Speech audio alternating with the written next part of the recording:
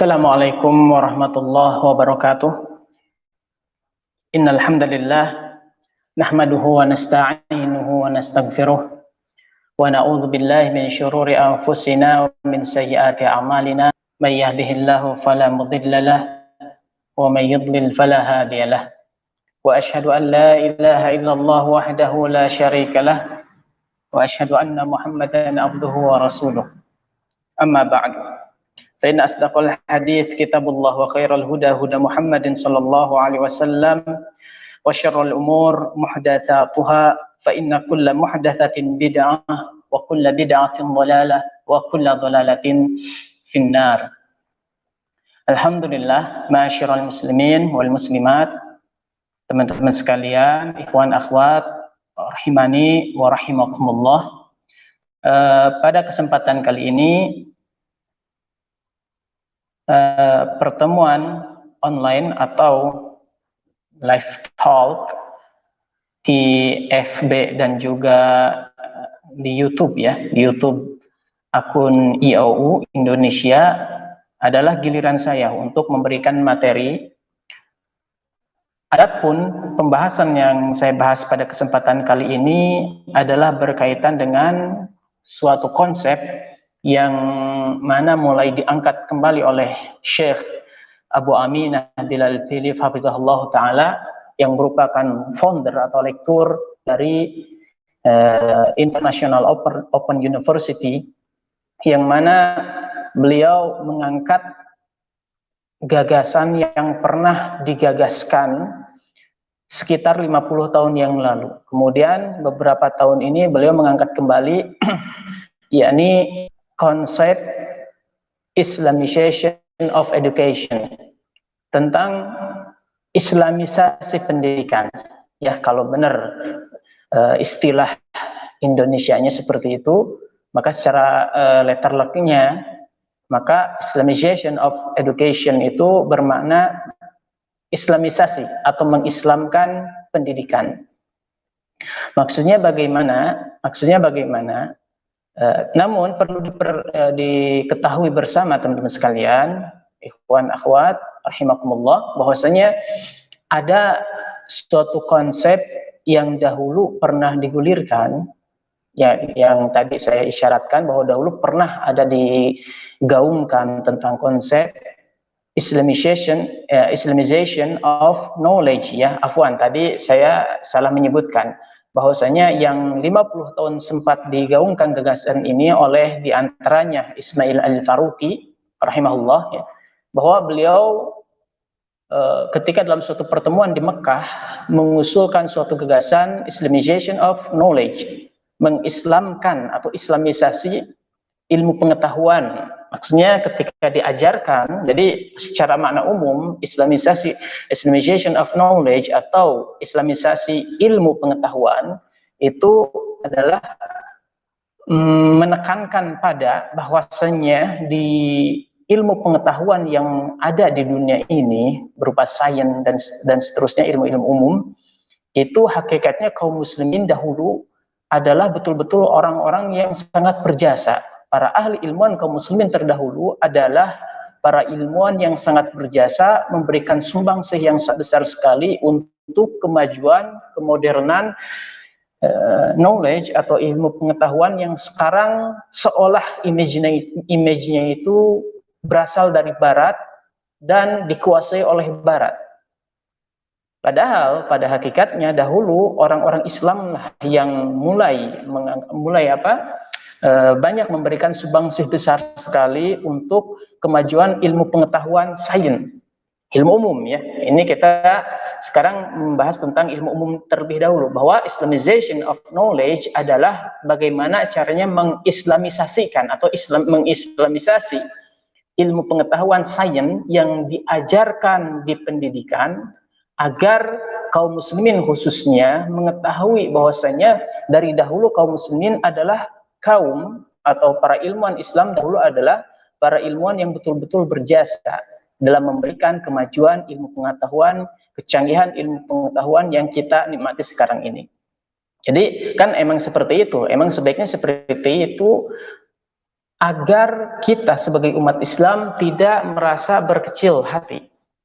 Agar tidak berkecil hati, karena ketika seseorang optimis hidupnya bahwa dia itu adalah orang yang memiliki nilai yang tinggi, bahwasanya seorang itu tetap merasa dirinya itu memiliki manfaat yang besar dalam kehidupan ini, maka kehidupannya itu akan bersemangat. Maka dia akan bersemangat dalam menjalani kehidupan, gitu ya. Maka dari itu sangat penting umat Islam ini untuk dikenalkan kembali dalam gagasan Islamization of Knowledge ini, yang diangkat oleh Ismail Al-Faruqi sekitar 50 tahun yang lalu, tahun 80-an ya, 1980-an atau 1970-an Masehi.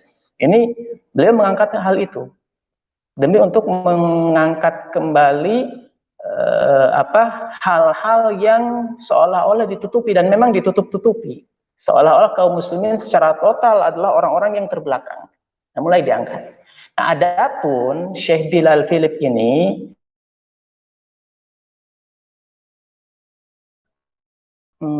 lebih umum lagi ya, yang mana nanti ada kaitannya dengan Islamization of Knowledge. Yakni Syekh Bilal ini mulai mengangkat ada isu lain yang penting, gagasan lain juga yang penting, yang juga asalnya dari sana, dari gagasan Ismail Al-Faruqi dalam konsepnya Islamization of Knowledge. Maka Syekh Bilal mengangkat gagasan Islamization of Education.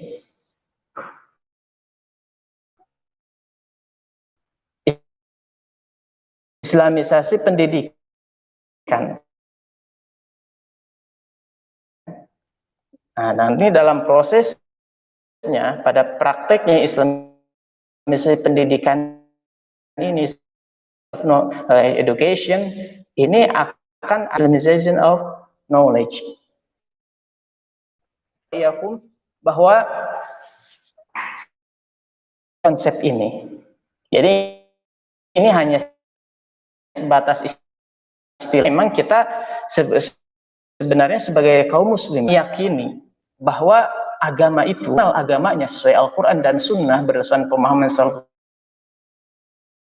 saleh, akan mengerti ini adalah pendidikan, adalah sesuatu berubah suatu generasi, ya, itu melalui proses pendidikan.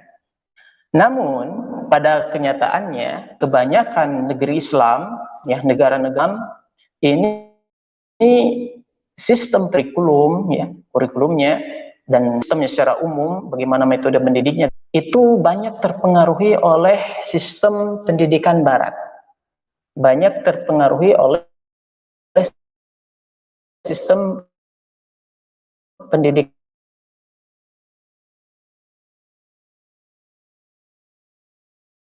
Barat, atau bisa juga kita istilahkan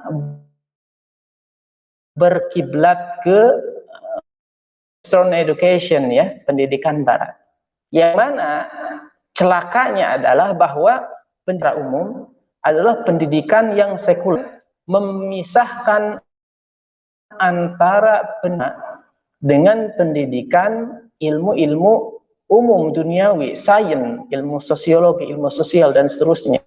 Ya, jadi dipisahkan ilmu umum dan ilmu agama. Ya, ilmu umum itu sosiologi atau ekonomi, gitu, dan seterusnya. Baik.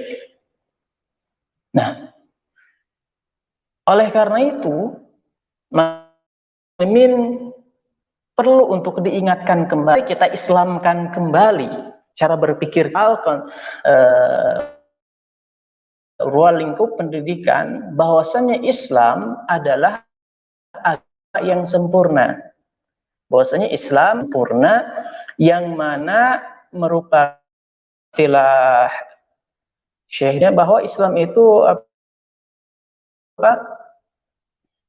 the way of life, ya, jalan hidup yang mana segala sesuatu kehidupan kita, segala aspek kehidupan lepas dari bimbingan ajaran agama Islam. Sebagai orang-orang Islam yang sering yang sering mengkaji tentang Islam yang sesuai Al-Quran dan Sunnah, maka kita diingatkan oleh para ustadz, ya, ustadz, bahwasanya Islam itu agama yang dengan dalil firman Allah Subhanahu wa taala, inna smaltu lakum dinakum, bahwasanya pada hari ini telah sempurnakan bagi kalian agama kalian, wa dan nikmatku, ini agama bagi kalian. Nah, ini Allah Subhanahu wa taala sebut bahwa Islam telah sempurna, ya, telah sempurna kehidupan umat manusia agar mendapatkan kehidupan yang diberkahi, kehidupan yang berang. Masalah kehidupan umat manusia itu dalam berbagai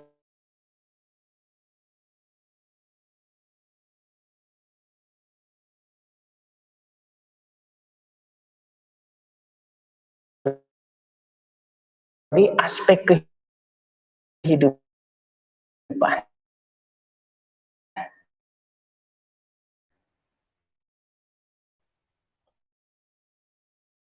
Dalam berbagai aspek kehidupan,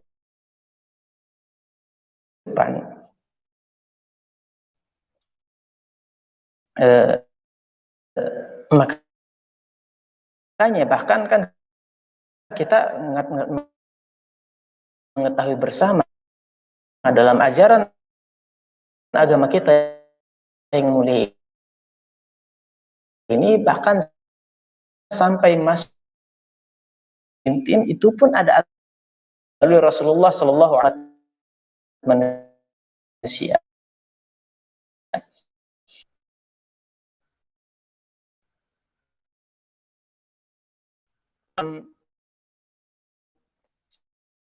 Berfirman bahwasanya kalinafsi,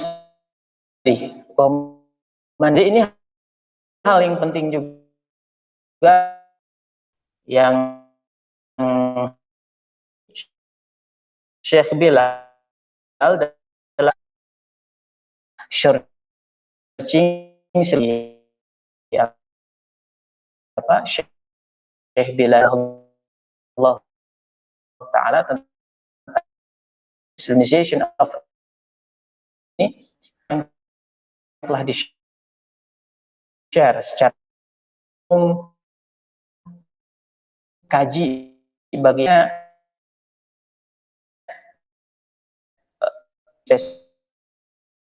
spesifik apa, walaupun pada kesempatan ini Islamization insya Allah terlalu lama tadi bahwasanya adalah, maka dari itu hal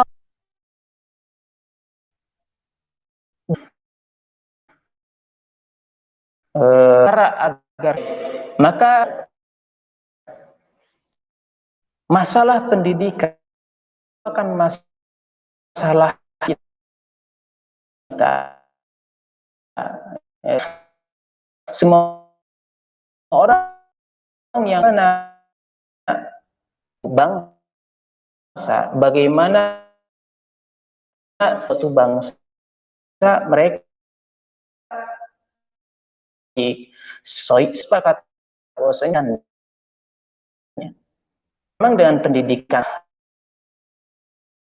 ada seluruh bangsa, suatu bangsa ketika semakin banyak orang majulah bangsa tersebut. Oleh karena sekalian, pendidikan pun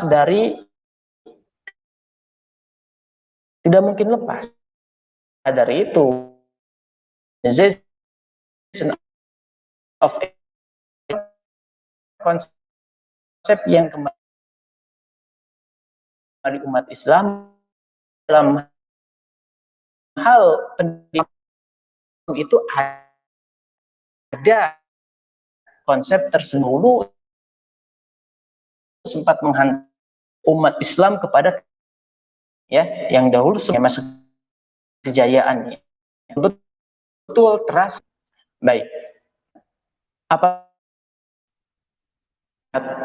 tentang bagaimana pendidikan Islam, makanya kita umat Islam ini pendidikan sebenarnya pendidikan itu dimulai pertama kali dalam aspek pendidikan yang ada di rumah. Berbicara maka kan ini sangat luas. Sebelum masuk ke suatu generasi atau anak-anak belum masuk ke, maka ada yang akan mereka dapatkan. Dahulu ada pendidikan sekolah berupa atau itu dari zaman para Rasul Shallallahu Alaihi Wasallam dikirim ke itu, mah anak-anak sudah dikirim kitab atau generasi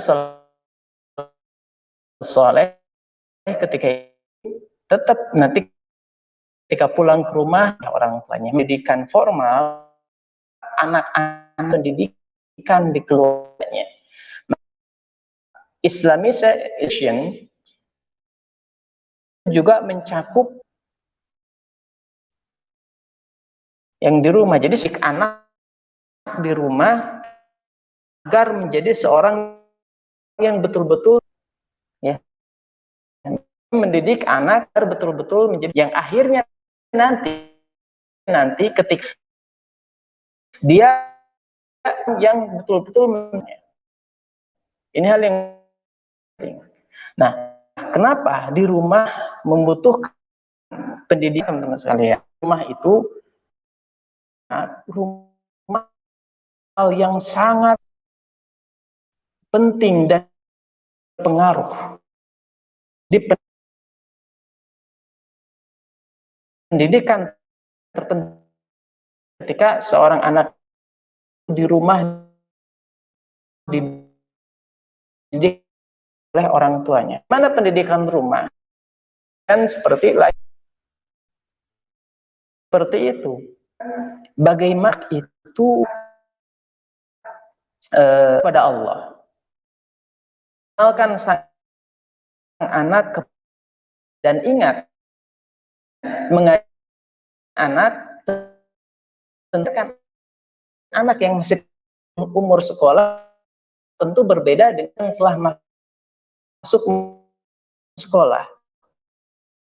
Seperti ini misalkan belum umur sekolah akan bisa diserah didikan di rumah ini ada pendidikan ya yang dominan yang dilaksanakan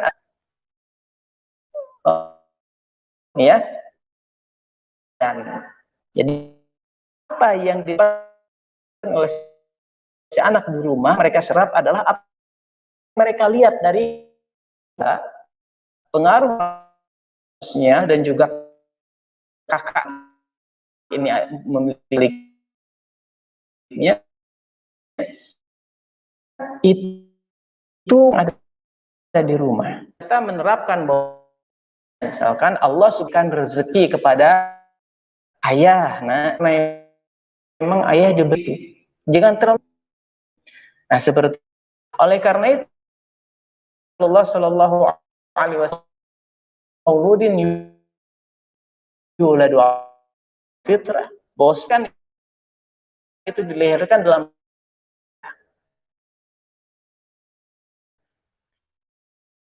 fa'abawahu kedua sebabkan anak atau beragama Nasrani itu sih ya agama zaman dahulu. Nah gitu. Dari sana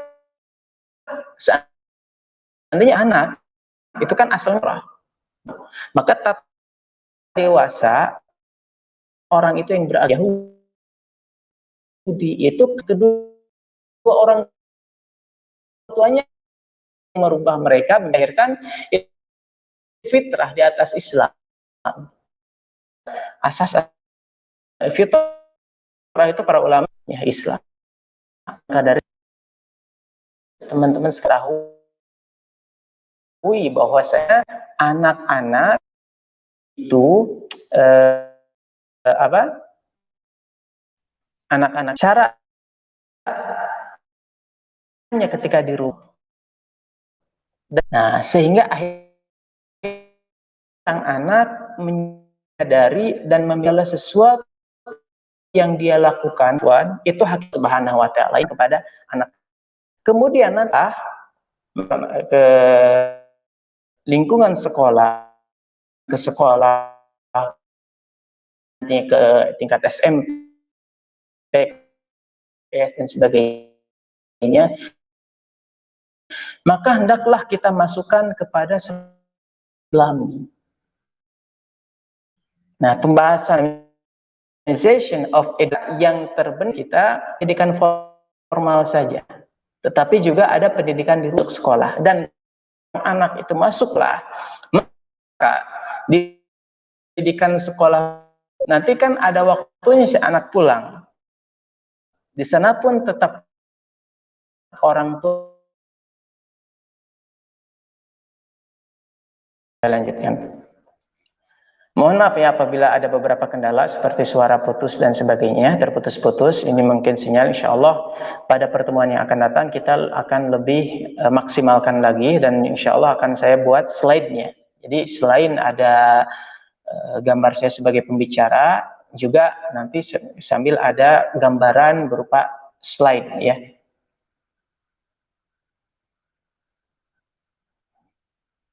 Baik. Baik. Nah, tadi aspek pertama dalam Islamization of Education adalah berfokus pada pendidikan rumah sebelum akhirnya masuk pada pendidikan formal ke sekolah. Nah, sekarang selanjutnya mari kita sedikit membahas tentang Islamization of Education in school ya, dalam sekolahan, dalam lembaga pendidikan sekolah. Baik. Namun sekali lagi saya sampaikan bahwasanya karena ini pembahasan ini memang telah direncanakan sebenarnya untuk dikaji beberapa kali pertemuan. Jadi ini part 1 gitu, stage 1 level pertama. Nanti insya Allah ada penjelasan selanjutnya yang insya Allah selanjutnya akan kita maksimalkan lagi berupa ada gambaran slide ya. Baik. Teman-teman sekalian, adapun pendidikan Islamization of Education di sekolahan, sekolah formal, ini pembahasannya adalah bahwa ketika sang anak, ya kita pakai makna umum aja, ketika sang anak sekolah, baik itu di SD atau SMP atau SMA atau di MI, MTS, SMA, ketika belajar di sekolah, maka hendaklah sang anak disadarkan bahwa ketika mereka mempelajari ilmu sains, ilmu umum, ini harus merasa bahwa itu adalah hakikatnya ilmu dari Allah juga. Dan tatkala mereka belajar ilmu agama, tentu jelas itu adalah ilmu wahyu, hakikat sumbernya dari wahyu Allah Subhanahu wa Ta'ala. Karena ilmu apapun di dunia ini, ya, baik ilmu fisika, ilmu matematika, ya, ilmu yang lain, ilmu umum, itu hakikatnya dari Allah Subhanahu wa Ta'ala. Maka Syekh Bilal ini membagi dua ilmu secara umum, bahwa ada ilmu yang bersumber dari penelitian, ya, bersumber dari penelitian empiris, pengalaman-pengalaman orang dan sebagainya, dan juga ada ilmu yang bersumber, maksudnya tadi sumber itu dipelajarinya, yang munculnya dan konsepnya, perumusannya itu dari hasil olahan akal manusia. Kemudian juga ada ilmu yang merupakan ilmu wahyu. revelation, ilmu wahyu. Nah, inilah ilmu agama Islam. Nah, kedua ilmu tersebut hakikatnya adalah dari Allah Subhanahu wa taala. Ya, hanya saja kalau ilmu agama ini sumbernya langsung dari Allah Subhanahu wa taala, wahyu dari Allah Subhanahu wa taala yang merupakan ilmu yang telah sempurna oleh Allah, telah disempurnakan oleh Allah Subhanahu wa taala sebagaimana dalam firman-Nya, al-yauma akmaltu lakum dinakum. Nah, adapun ilmu-ilmu sains, ilmu duniawi, nah, hakikatnya dari Allah. Namun secara prosesnya itu berdasarkan pengalaman-pengalaman, penelitian-penelitian ya yang akhirnya merumuskan suatu rumus sains tertentu. Ya. Dan ini pun kemudian ilmu umum ini terbagi menjadi dua, yakni ilmu yang bermanfaat dan ilmu yang tidak bermanfaat. Adapun ilmu agama semuanya kan selama ilmu agama tersebut bersumber dari Al-Quran dan Sunnah berdasarkan pemahaman salafus saleh itu benar, pasti benar. Adapun ilmu sains ini ada yang bermanfaat, ada yang tidak. Ya, ada yang bermanfaat secara zatnya, istilah agama itu, ada yang tidak sama sekali. Ya, ada yang tidak sama sekali. Baik. Maka dari itu teman-teman sekalian, ketika seseorang belajar ilmu di sekolah, ya, sekolah yang diislamisasikan, maka di antara tujuan terpentingnya adalah bagaimana agar si anak tatkala belajar itu ketika mempelajari ilmu umum seolah-olah tidak ada kaitannya dengan agama. Jangan sampai seperti itu. Hendaklah ketika seorang anak belajar matematika, misalkan dia merasa bahwasanya dia itu mempelajari ilmu yang hakikatnya dari Allah Subhanahu wa taala. Dan ketika belajar agama, ya jelas dia merasakan bahwa ini adalah ilmu dari Allah Subhanahu wa taala, mempelajari ilmu wahyu, begitu ya. Nah, maka dari itu butuh bagi para pendidik ilmu umum, ilmu sains, dia harus mengetahui ilmu-ilmu yang mana sumbernya dahulu ada kaum muslimin yang betul-betul berkongsi di sana. Ya, misalkan untuk matematika, maka perkenalkanlah kepada anak didik di sekolah bahwasanya ada dalam matematika itu ada pelajaran aljabar. Aljabar itu dahulu adalah orang Islam. Saking hebatnya dia sehingga berpengaruh sampai ilmu barat sekarang itu tidak lepas dari ilmu aljabar dan seterusnya. Kemudian ilmu kimia, bahwa dahulunya itu berbahasa Arab alkimi dan seterusnya. Itu kaum muslimin dahulu tokohnya yang betul-betul merumuskan ilmu-ilmu kimia sehingga akhirnya menjadi pondasi untuk ilmu kimia sekarang. Kemudian ilmu kedokteran dan seterusnya dikaitkan dengan orang-orang Islam sehingga si anak merasa bahwasanya ketika sekolah meskipun belajar umum tapi belajar umumnya rasanya rasa Islamnya untuk kerasa. Nah, ini yang ditekankan dalam Islamization of Education. Ya, Islamization of Education ini ya saya tambahkan, ini dari saya pribadi maklumat ini bahwasanya kalau kita perhatikan, antum lihat misalkan searching di Google, ketika antum melihat ada ketika antum melihat tentang gambar bagaimana ilmuwan sains kaum muslimin terdahulu itu memakai pakaian seperti apa. Dan kemudian antum lihat gambar-gambar orang, ya tentu replika gitu ya, gambar-gambar kaum muslimin, para ulamanya kaum muslimin bagaimana penampilannya. Bila antum lihat maka ada kesamaan, seolah-olah nggak beda. Jadi seorang yang ketika mereka itu meneliti kimia, maka mereka pakai sorban, pakai gamis dan sebagainya. Maksudnya adalah jadi ketika seorang guru mengajarkan ilmu umum, maka dia berpenampilan betul-betul seorang Islami. Jangan sampai dibedakan. Gitu ya. Ketika mengajarkan ilmu agama, maka misalkan kalau saya ketika mengajarkan ilmu agama berpakaian seperti ini, pakai baju koko, baju peci. Maka ketika mengajarkan ilmu umum pun seorang guru ilmu umum, maka ajarkanlah dengan penampilan yang tidak berbeda. Itu dari segi penampilan juga ya, karena environment, nanti Syekh Bilal juga menekankan bahwasanya dari segi ruang kelas, atmosfer keadaan ya, tanda kutip atmosfer kelas, keadaan di ruang kelas itu harus Islami juga. Usahakan Islami. Misalkan ada tulisan pengingat zikir, keutamaan zikir dan sebagainya, itu dibutuhkan. Namun di sini juga ditekankan oleh Syekh Bilal Philip hafizahullah taala bahwa ada kekeliruan dalam memahami pendidikan Islam. Ada sebagian lembaga pendidikan, jadi beliau meneliti bagaimana keadaan lembaga pendidikan. Ada sebagian lembaga pendidikan yang merasa cukup dengan hanya menjadikan kurikulum mata pelajaran di pendidikan Islamnya, menurut mereka itu ada di sana pelajaran bahasa Arab, pelajaran tahfidz Quran. Betul, itu kurikulum Islami. Tapi ketika mereka hanya mencukupkan itu dan lupa mengislamisasikan pelajaran umum, maka ketika itu inilah di sini kekurangan atau ketidaksempurnaan bagaimana hendak membawa pendidikan menjadi benar-benar Islami. Ketika mengajarkan ilmu umum, ya bagi yang suatu lembaga yang keliru memahaminya, menurut saya bilang bahwa ketika mengajarkan ilmu umum, maka mereka tetap mengajarkan ilmu umum atau ilmu pengetahuan alam yang mana di sana bertentangan dengan ilmu Islam. Contoh, dalam IPA, ya ilmu pengetahuan alam, biasa kan di sekolah-sekolah tingkat SMA biasanya, ada pelajaran teori Darwin. Ya, ada pelajaran teori Darwin. Nah, ada sebagian lembaga pendidikan Islam yang tetap mengajarkan itu tanpa memberikan komentar atau sanggahan sama sekali. Diajarkan begitu saja.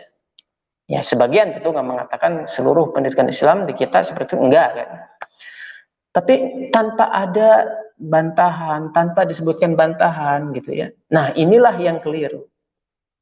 Jadi ketika ada ilmu sains yang ketika diajarkan kontennya itu ada hal-hal yang bertentangan dengan agama, itu masih tetap diajarkan dengan tanpa ada catatan, kritikan atau sanggahan yang jelas, maka ini bukan pendidikan Islam justru, tapi itu pendidikan sekuler karena kurikulum yang diajarkan tersebut sebenarnya adalah pesanan kan, mohon maaf ya, misalkan dari pemerintah harus diajarkan seperti itu,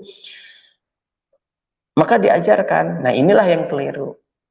Tapi tentu kita tidak bisa menafikan bahwasanya itu akan terjadi, khususnya di negeri kita di Indonesia ini, tambahan juga dari saya, bahwa sekolah-sekolah yang memiliki akreditasi tentu akan ada pelajaran wajib yang diajarkan, yang mana qadarullah ternyata di antara pelajaran wajib yang diajarkan tersebut sebagiannya, ya semuanya, sebagiannya ada bertentangan dengan prinsip Islam, bahkan ada bertentangan dengan akidah seperti yang tadi itu.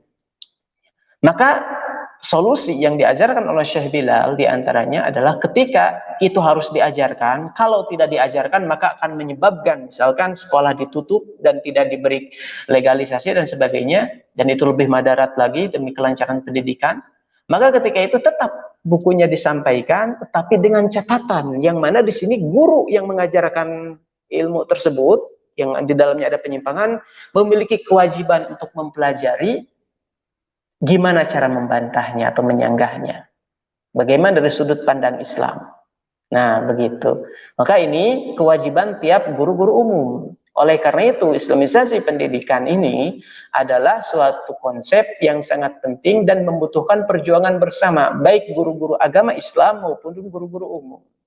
Tapi nanti hasilnya akan melahirkan insya Allah generasi yang betul-betul dahulu pernah berjaya di masanya, tatkala juga menerapkan Islamisasi pendidikan ini dalam lingkungan mereka. Dan kenapa kita membawa isu ini, gagasan Islamization of Education, di antar sebabnya adalah bahwa pendidikan di kebanyakan negeri kaum muslimin, seperti yang tadi saya sempat bahas di awal, itu terpengaruh oleh pendidikan barat, yang mana pendidikan barat itu sistemnya secara umum adalah sekuler. Sekuler secara makna umumnya adalah memisahkan antara pendidikan antara agama dengan kehidupan umum. Jadi masalah agama itu cukup di tempat ibadah. Adapun masalah hal-hal yang bentuknya umum termasuk di pendidikan itu tidak boleh membahas tentang agama. Nah ini di antara konsep pendidikan sekuler. Nah, di negeri kita di Indonesia khususnya dan juga di kebanyakan kaum muslimin sebagaimana yang diterangkan oleh Syekh Bilal, ini banyak yang seperti itu pendidikan Islam. Maka dari itu gimana kita berusaha untuk kembali membawa pendidikan kaum muslimin ini adalah betul-betul pendidikan yang Islami. Yang mana justru pendidikan Islami inilah yang dahulu pernah diterapkan oleh kaum muslimin di masa kejayaannya dan berhasil membawa kaum muslimin kepada kejayaannya. ya, kepada kejayaannya. Kalau pendidikan sekuler kan seperti yang kita rasakan. Sekarang kita hidup di suatu negeri yang pendidikannya itu betul-betul terpengaruh dengan pendidikan barat sekuler, sehingga hasilnya seperti ini. Ya, hasilnya generasinya seperti ini. Nas'alullah as-salamah, nas'alullah salamah, wallahul musta'an. Baik teman-teman sekalian, inilah yang bisa saya sampaikan untuk pertemuan pengenalan tentang Islamization of Education yang diterangkan oleh Syekh Bilal Philip. Mudah-mudahan kita dapat bisa bertemu lagi pada kesempatan yang akan datang, yang kita akan lebih bahas lagi lebih jauh tentang pendidikan Islam ini atau Islamisasi pendidikan ini. Mohon maaf apabila ada kekurangan, ya, tadi ada kabar bahwa suaranya tidak lancar, terputus-putus, ya mohon maaf karena ini bukan kehendak kami, ya mohon maaf. Padahal saya di sini sudah pakai wifi tadi, tapi masih ada beberapa ketidaklancaran. Mudah-mudahan nanti bisa dimaksimalkan lagi. Baik, kalau tidak ada yang ditanyakan, ya, kalau tidak ada pertanyaan, barangkali sekian dari saya.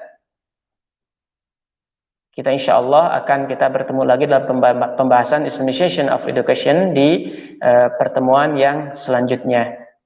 Subhanakallahumma wa bihamdika asyhadu an la ilaha illa anta astaghfiruka wa atubu ilaik. Wassalamualaikum warahmatullahi wabarakatuh.